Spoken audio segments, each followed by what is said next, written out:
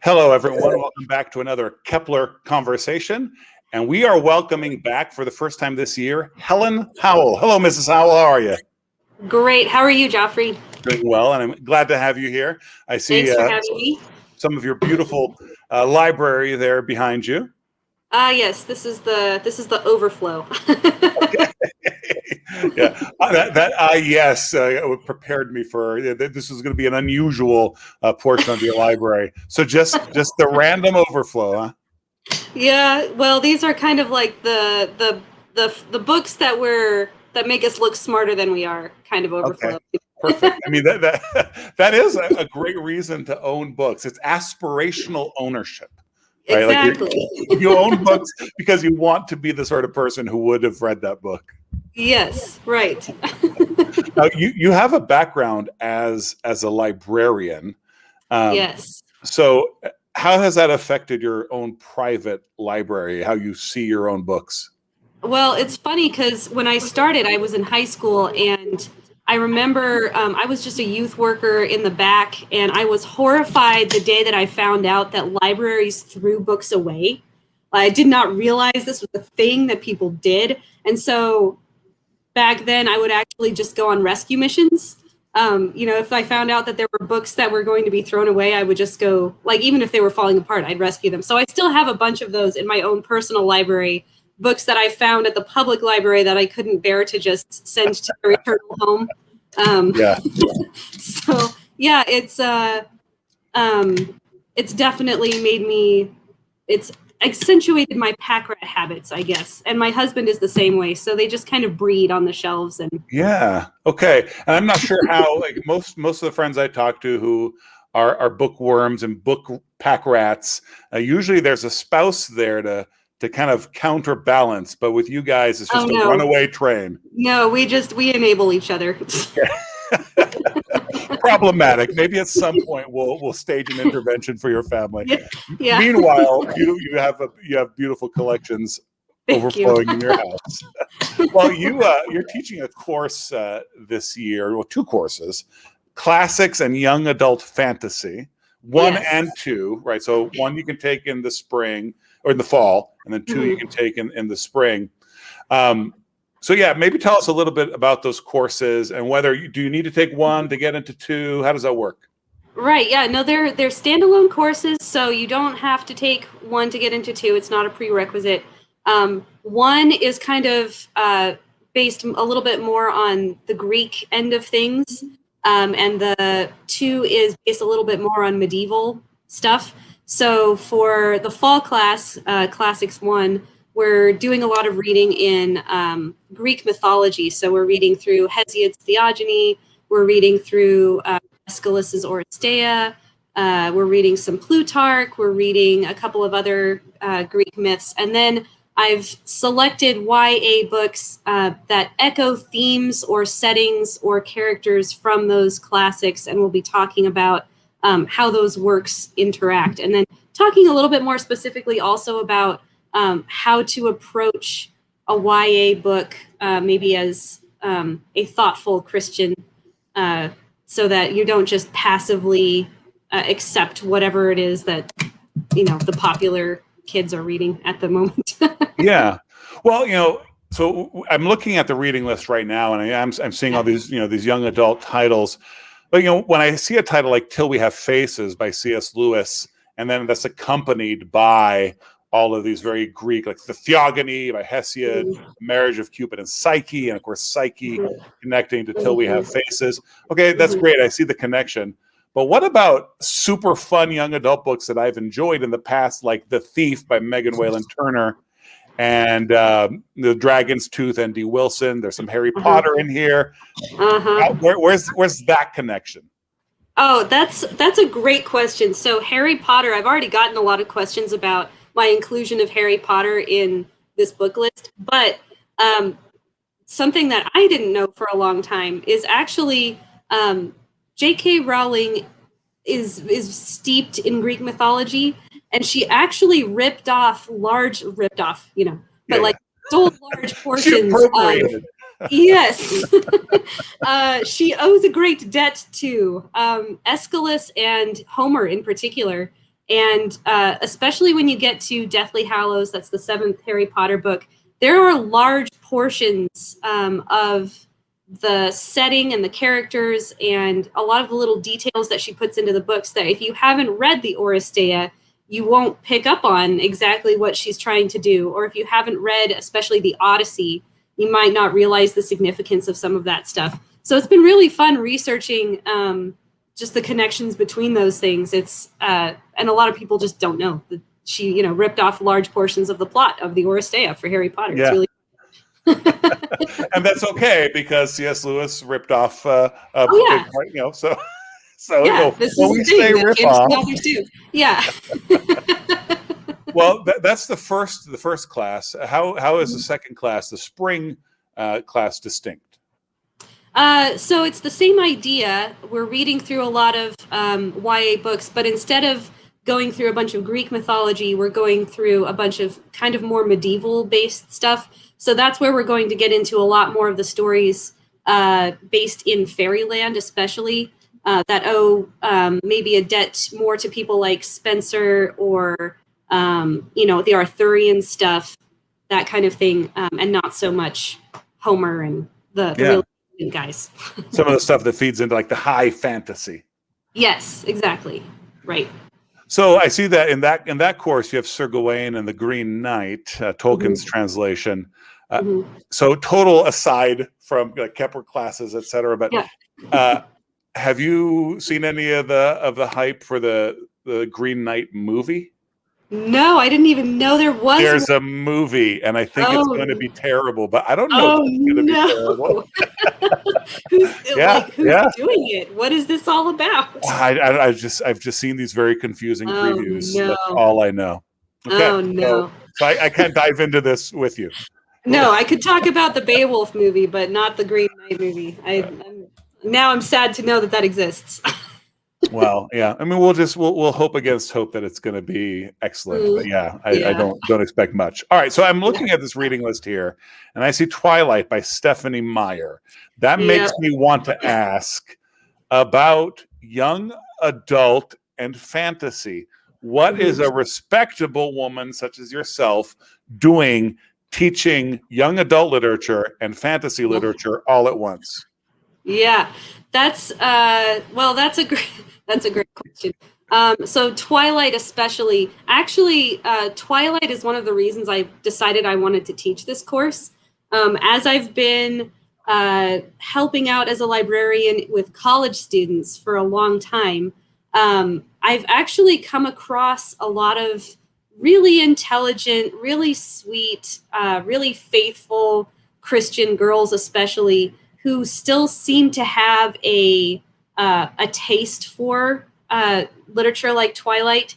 And it's been really fun and enlightening on my part to be able to talk to them about that and maybe guide them into an understanding of maybe this isn't something that we should be spending our time on entertaining ourselves with. So that's one reason that I have something like Twilight on there. The other thing is it does actually fit really nicely into the theme of my class because it does owe a huge debt to Shakespeare, actually. Not that Stephenie Meyer is on a level of Shakespeare, but she intentionally has a whole bunch of references to like Romeo and Juliet, for instance, in her book. And so first of all, I think it's important for young adults to talk about really popular things like Twilight because everyone is reading it, everyone has read it, everyone has seen the movies, and it's important for Christians to be able to talk about it intelligently. Second, it fits in with the classics. And then third, actually, it provides a really good exercise in worldview because one thing that not a lot of people know is that Stephenie Meyer is a very faithful Mormon woman. And if you are familiar at all with any of the tenets and doctrines of Mormonism, you can see exactly what she's doing in her Twilight series. It's basically an apology for Mormonism, whether she intended that or not, almost in the same way that maybe Narnia is an apology for Christianity. So it just makes it a very useful tool to talk about all those things. Yeah. Okay. Well, yeah, I think these are very cool classes, and I think it's a great way to, because there's a lot of great young adult stuff that's getting published, but Mm-hmm. there, I stay away from the young adult section, and I when my kids were younger, I had them stay away from the young adult section. The way we Can't blame discovered them. young Yeah. adult books was through recommendations, Yes. right?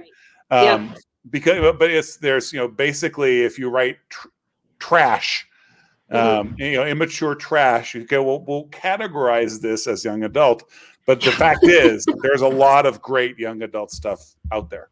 There is. You just have to dig through a lot to find it. I actually went on a mini crusade last year where I decided, I'm not really sure why I decided to do this to myself, but I decided that I was going to read through as many of 2019's best-selling, award-winning YA books as I could.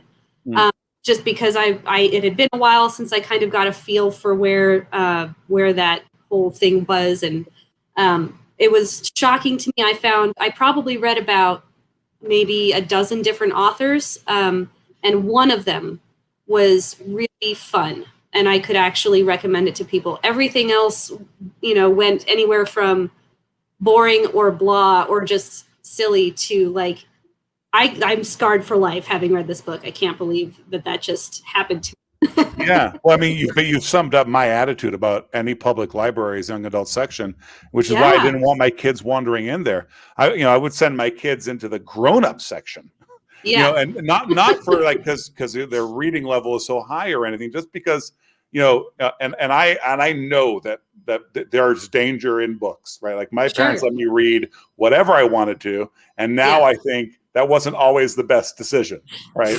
Right. I read a lot of things I just should not have, Sure. That's not just in the young adult section, but pardon me.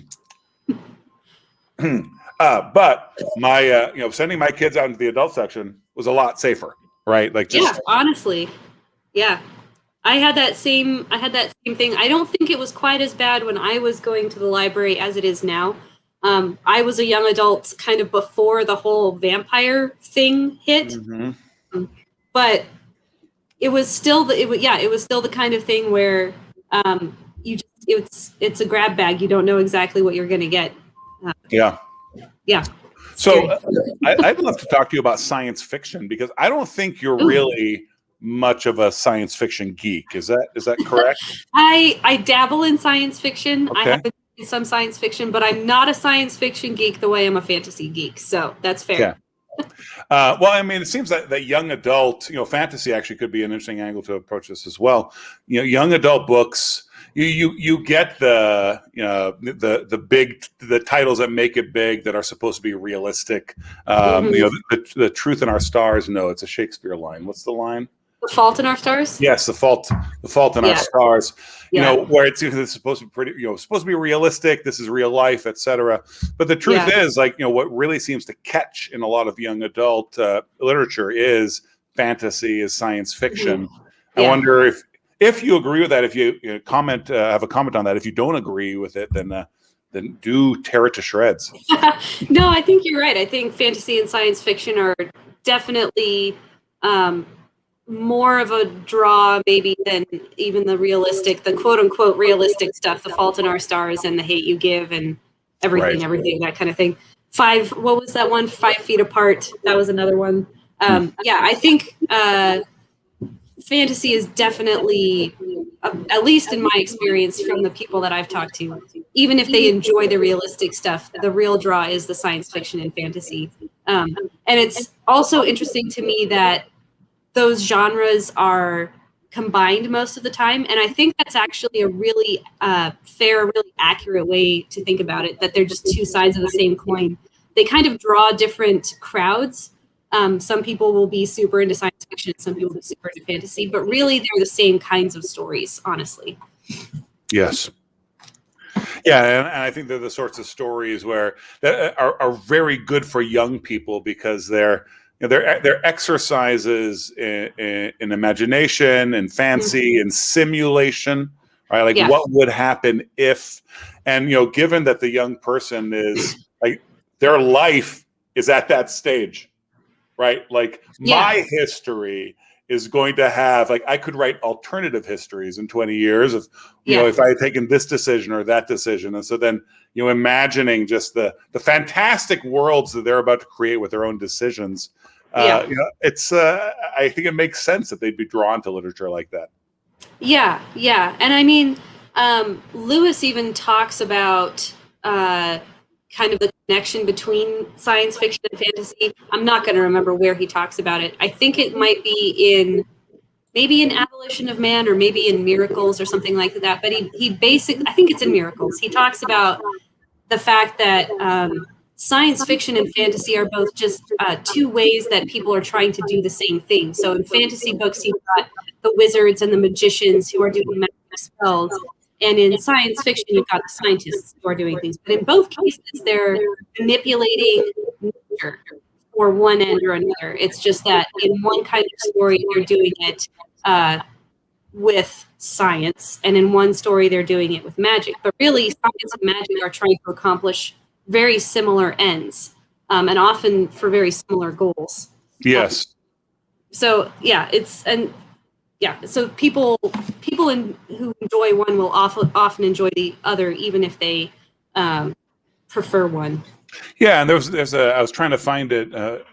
There's a C.S. Lewis poem in which he talks about the poor kind of science fiction, which might as well just take place on a common street today. There's nothing. It's just it could be written today, but there are spaceships. Yeah. And how dull is that? Yeah. So at least in Lewis's conception, like science fiction is fantasy. Like if you're not going to make it fantastic, then why bother? Just set it in London and tell your story. Yeah.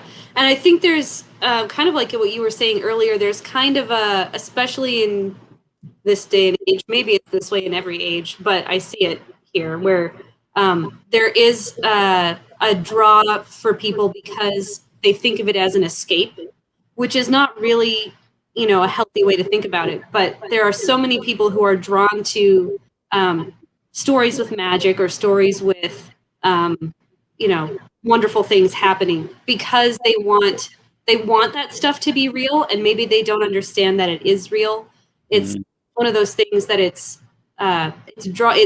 they have a longing for something kind of divine or something eternal or something supernatural, and that's what's drawing them to the fantasy stuff and the science fiction stuff, because a lot of people just don't have the background or an understanding of that in their normal lives.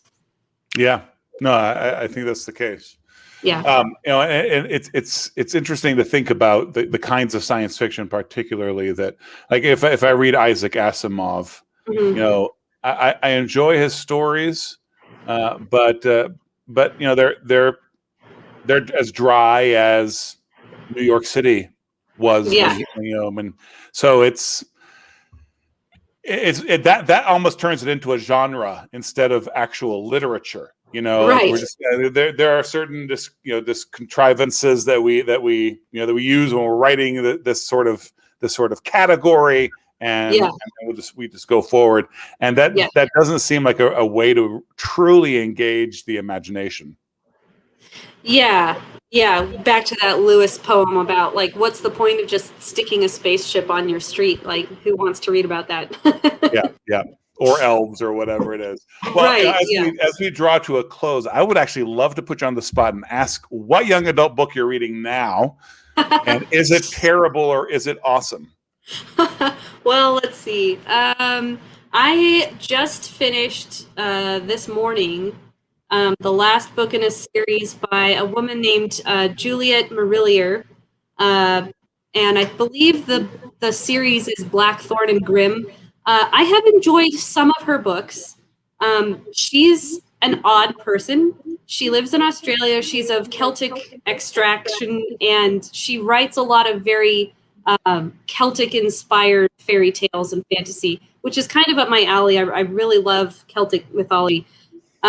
She's however, apparently a druid. I didn't know that women could be druids, but she thinks that she's she thinks that she's a druid. Yeah. And she's also very feminist. And so there's some weird stuff to kind of sort through in her books. And she's a fun writer. She's very evocative. Her stories feel very Celtic. But if I did recommend one of her books, I would actually recommend one specifically for young adults called Wildwood Dancing, which is a retelling of the fairy tale The 12 Dancing Princesses, but it's set in Russia or Transylvania or something like that. Okay. So she did a very good job researching it. It's very fun. There's still a little bit of feminist stuff that you kind of roll your eyes and you're like, whatever.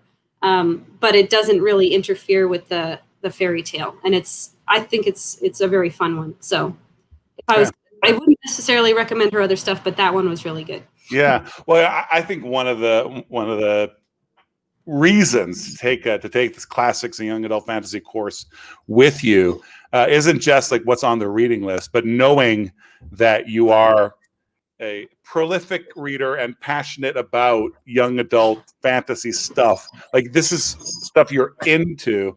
Because really, like one of the things that's being taught here is how to read and how to discern, how to see what's true, good, and beautiful.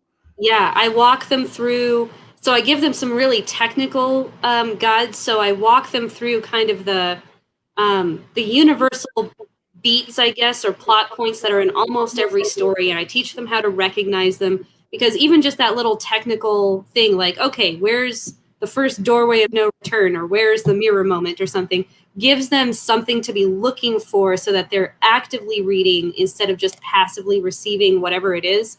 But then in addition to that, I do talk to them about what is discernment, what is it for, and actually I steal some of Grant Horner's questions that he uses when he teaches students how to watch a movie.